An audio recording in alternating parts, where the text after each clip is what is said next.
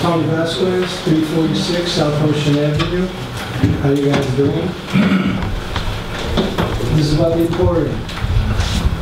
February 26th, there were 5 shots fired. Yep. I'm pretty sure we're all aware of it. That's a very dangerous situation. You have to shut that down. This is an ongoing thing. I speak with all kinds of tenants, people who Riverwalk, they don't even know what to do. Let me tell you what we did immediately after that. We met with the Suffolk County Police, and we talked to them about the issue, because we can't close them down. We have a public hearing coming up. The 15th. What's that? The date's not set yet for the public hearing.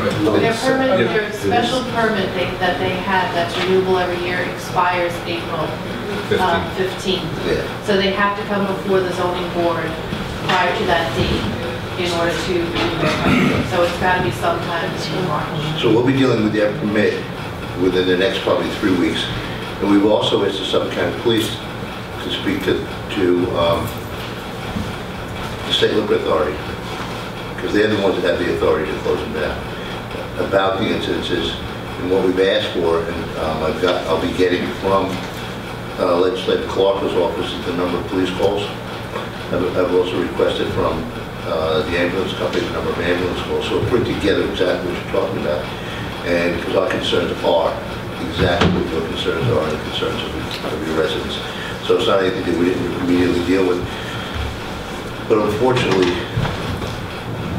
it's not simple to close somebody down.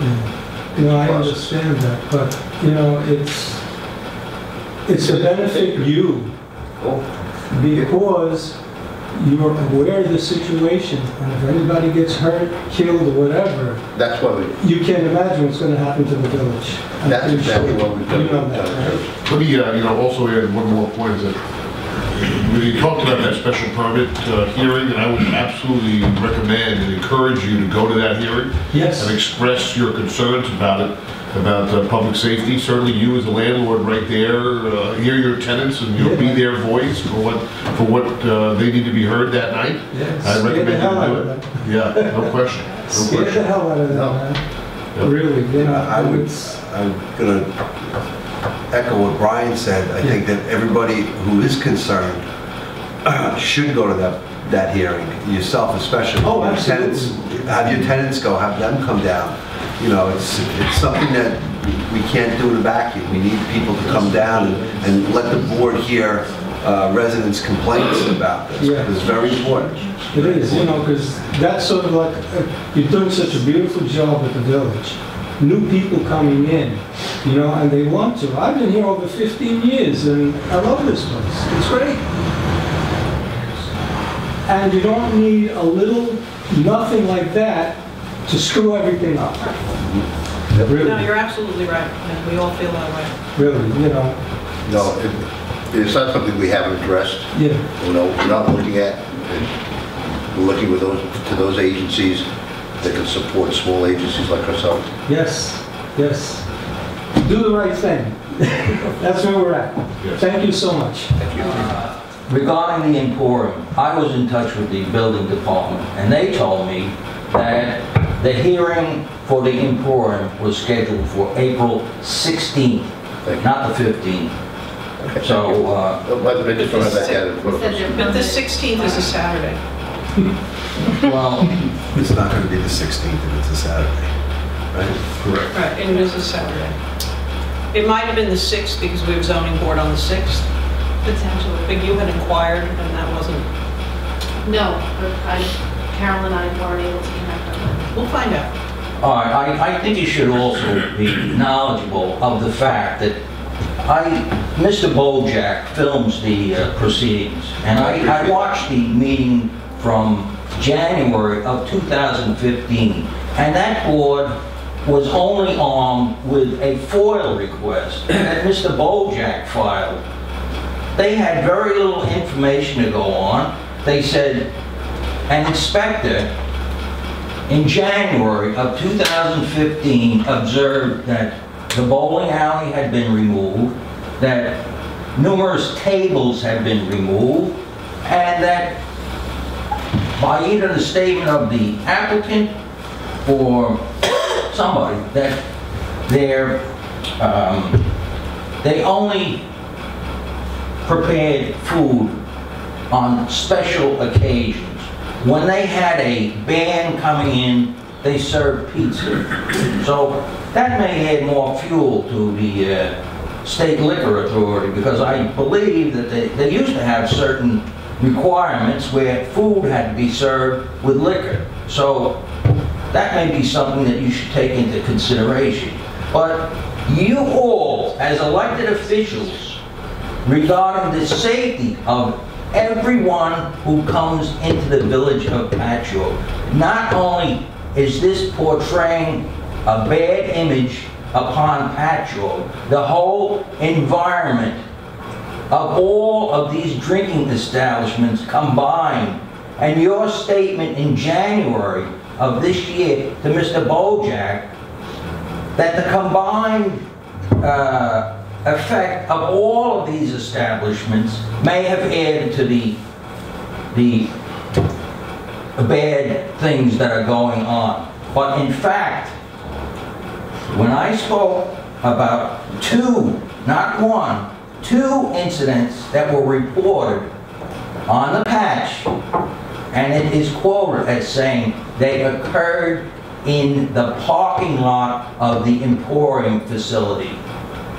In addition, in October, somebody was also attacked at the Emporium. So these are all well-documented things, but all of this cumulative effect, it is not a good image for Patchogue. So, I think that encouraging all these bad establishments is not a good thing, and I implore you to enact a moratorium until you figure out what is a safer environment, what is safer for the village of Patchogue. I think you should consider that. Okay. Any other comments? Bogack?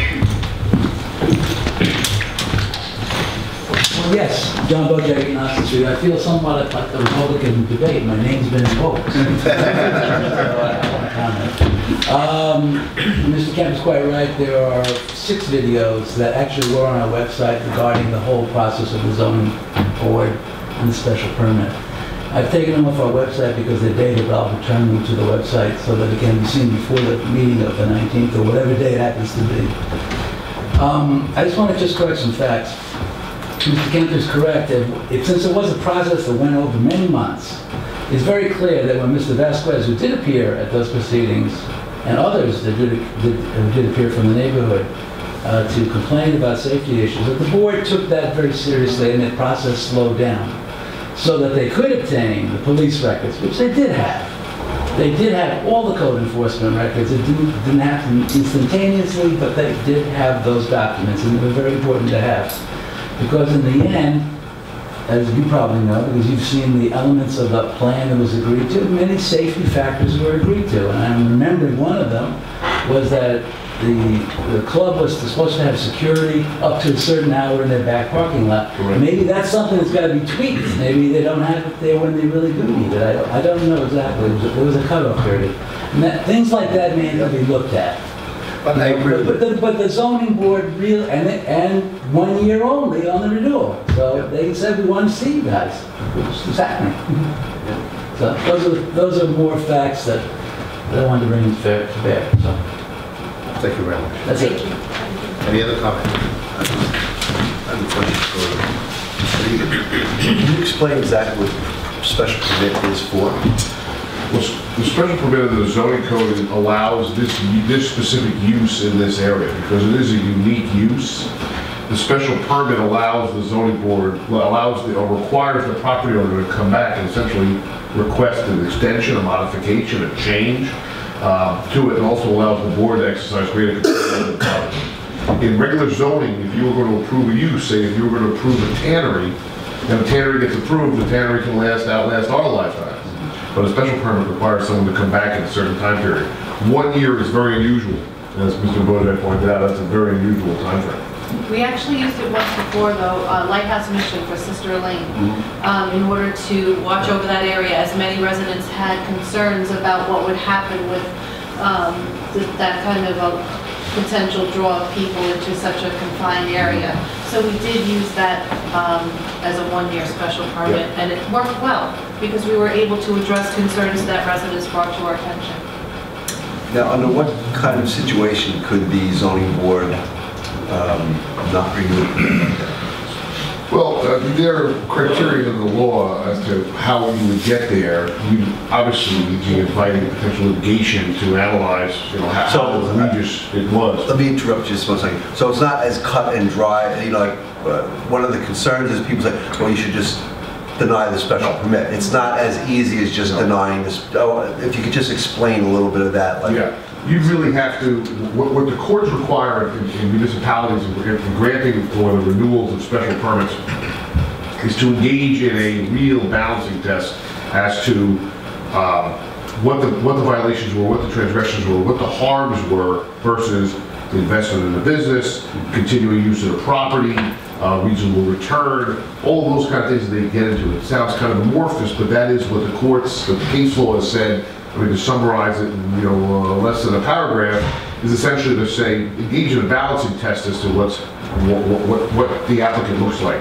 How bad are the harms that are occurring on the property versus the return for the property, what the investment was, whether it was self-created, the hardship, really what's going on. Has the neighborhood kept up with the changes? Is it totally a non-conforming use? Well, a non-conforming use is really not it, but if it's really such a use as now the neighborhood's passed it by, it's a balancing test. Threat to human life would be Sure. I mean, that's certainly one of the issues. I mean, you know, one of the complications for that parking lot is that that's a very popular parking lot with very popular establishments that are all around it. And oftentimes that is one of the difficulties with the police department. And if you ask even the ambulance department, a lot of times aided case, as they say, the person ends up saying, where'd you come from? Well, they named one of the 7 spots that they stopped at. Yeah. It may even be the last place, or it may even be the second to last place before they got there. So oftentimes the police reports and the ambulance reports are not exactly as clear as when someone just got thrown out, say, the back door of a certain establishment.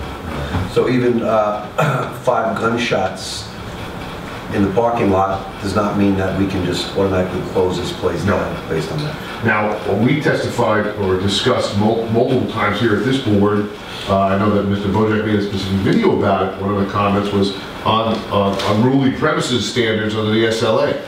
That is a standard that this board feels very strongly about. That's strictly within the purview of the State Liquor Authority, and we've discussed how important the State Liquor Authority licenses to these establishments.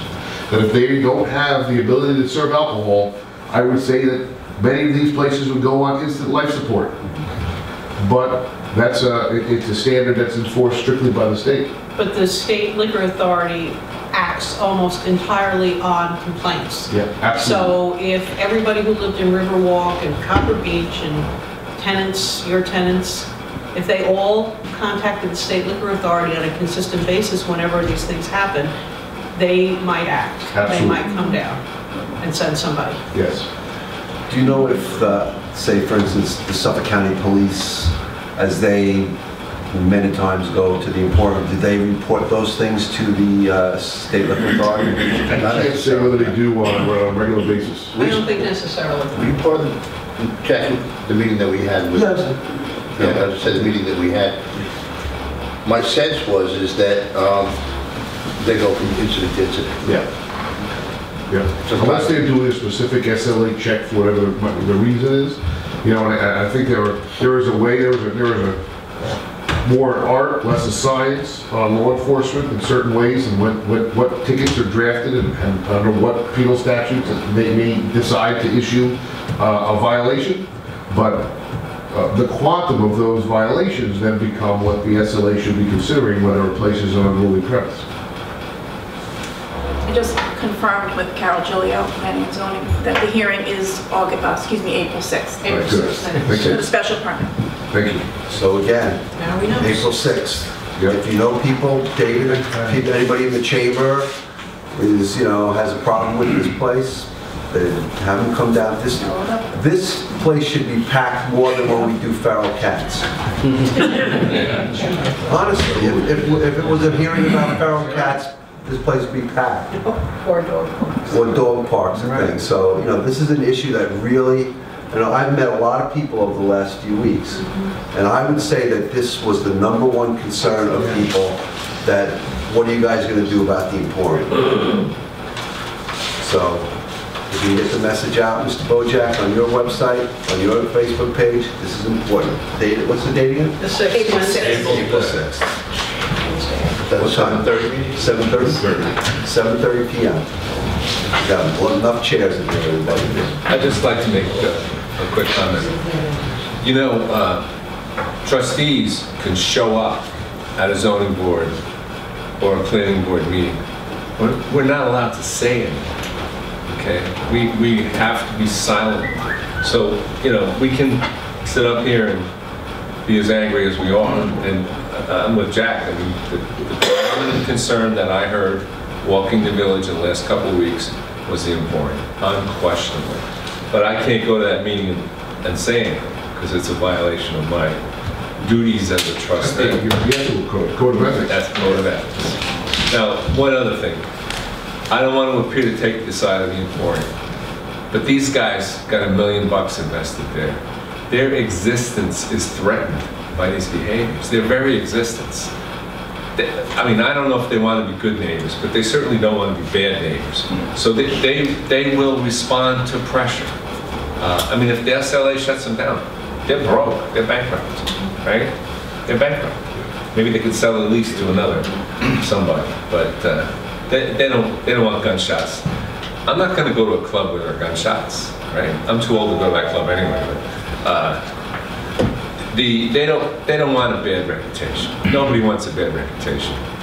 It's just terrible for business.